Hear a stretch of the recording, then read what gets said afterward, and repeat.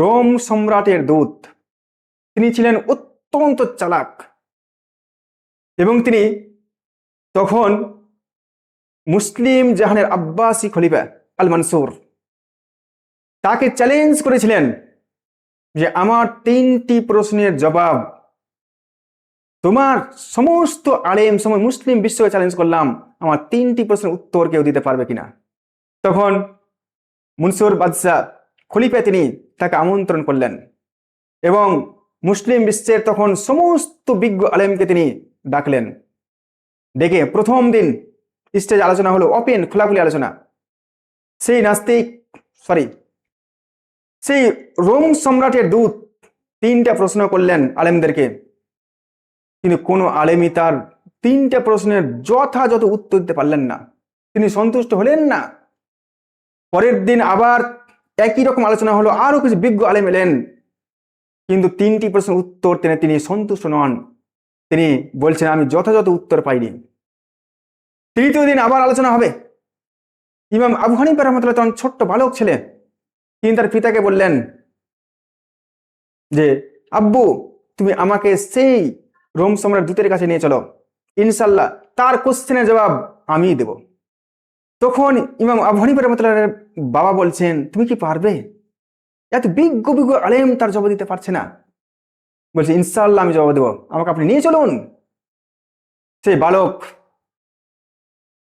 নুমানকে নিয়ে তার পিতা চললেন সেই রোম সম্রাট দূতের কাছে। স্টেজের সামনে এসে তিনি ইমাম আবু হানিফা রাহমাতুল্লাহ আলাইহি বললেন আপনার প্রশ্নের উত্তর আমিই দেব। তখন রোম সম্রাট দূত তিনি অট্ট হাসি হাসলেন, কি যে বিজ্ঞ বিজ্ঞ আলেম পারছে না উত্তর দিতে, তুমি কি করবে? তখন ইমাম আবু হানিফা রাহমাতুল্লাহ বললেন আমি তোমার উত্তর দিব, কিন্তু আমার শর্ত আছে। কি শর্ত? যে উত্তরদাতা সবসময় উপরে থাকে, স্টেজে থাকবে, এবং প্রশ্নকর্তা সবসময় নিচে থাকবে। তা আপনি নিচে নেমে আসুন আমার জায়গাতে, আর আমি গিয়ে আপনার চেয়ারে বসবো, আপনার চেয়ারে বসে আপনার প্রশ্ন উত্তর দেব ইনশাআল্লাহ। তা রোম সম্রাট দূত অস্বীকার করলো নিচে আসতে।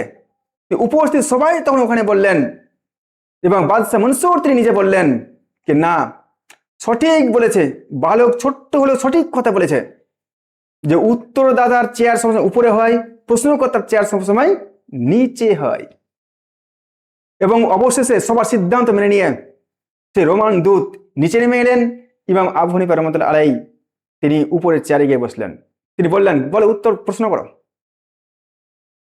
সেই রোমান দূত প্রথম প্রশ্ন করলেন আল্লাহর আগে কে ছিল? ইমাম আবু হানিফা রাহমাতুল্লাহ আলাইহি তাকে পাল্টা প্রশ্ন করলেন, আচ্ছা আপনি বলুন, 1 থেকে 10 পর্যন্ত গুনুন।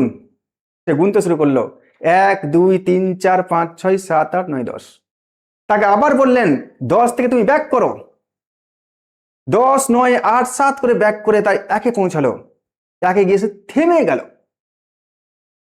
তখন ইমাম আবু হানিফা রাহমাতুল্লাহ প্রশ্ন করলেন, কেউ থেমে গেলেন কেন? 1-এর নিচে নামুন।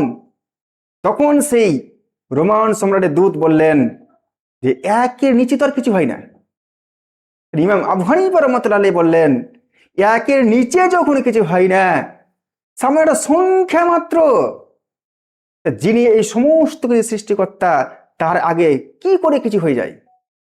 এখানে আল্লাহ রাব্বুল আলামিন সূরা হাদীদের 3 নম্বর আয়াতে ঘোষণা করেছেন তিনি আদি, তিনি অন্ত, তিনি প্রথম, তিনি শেষ, তিনি চিরঞ্জীব, তার আগে পরে কোনো কিছু হয় না।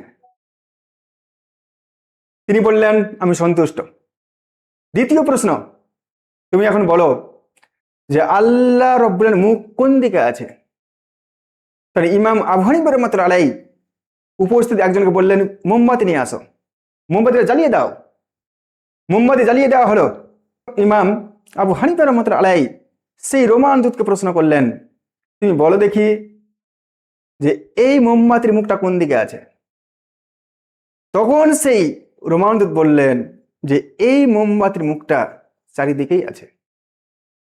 তখন তিনি বললেন এই মোমবাতির মুখটা যদি চারিদিকে থাকতে পারে, তুমি মুখের সঠিক দিক তুমি বলতে না পারো, মহান রব্বুল আলামিন তিনি সমস্ত কিছু সৃষ্টিকর্তা, সমস্ত নূর, তার দিক কি করে বলা যাবে, তার দিক চারিদিকে রয়েছে। অবাক হয়ে গেলেন, সুলেমান সম্রাট অবাক হয়ে গেলেন, তিনি কোনো কথা বলতে পারলেন না, থতমত হয়ে গেলেন। থতমত হয়ে তিনি বললেন, আমার 3 নম্বর প্রশ্ন, আল্লাহ রাব্বুল আলামিন এখন কি করছেন? ইমাম আবু হানিফা রাহমাতুল্লাহ আলাইহি বললেন, আল্লাহ রাব্বুল আলামিন যেসব কাজ করছেন তার মধ্যে একটি কাজ হলো যে আল্লাহ রাব্বুল আলামিন একজন কাফিরকে অপমানিত করে, লাঞ্ছিত করে তার চেয়ার থেকে সরিয়ে আমার সামনে দাঁড় করিয়ে দিয়েছেন, এবং আল্লাহ রাব্বুল আলামিন তার এক মুমিন বান্দাকে সে নিচ থেকে ওই জায়গা থেকে উঠে তোমার চেয়ারে বসিয়ে সম্মানিত করেছেন। এই কারণে আল্লাহ রাব্বুল আলামিন সূরা রহমানের 29 নম্বর আয়াতে ঘোষণা দিয়েছেন যে প্রত্যেক দিন তিনি কোনো না কোনো কাজে নিয়োজিত থাকেন। এই 3টি কোশ্চেনের উত্তর যথাযথ পেয়ে সেই রোম সম্রাট পরাজয় স্বীকার করে তিনি সেখান থেকে বিদায় নিলেন।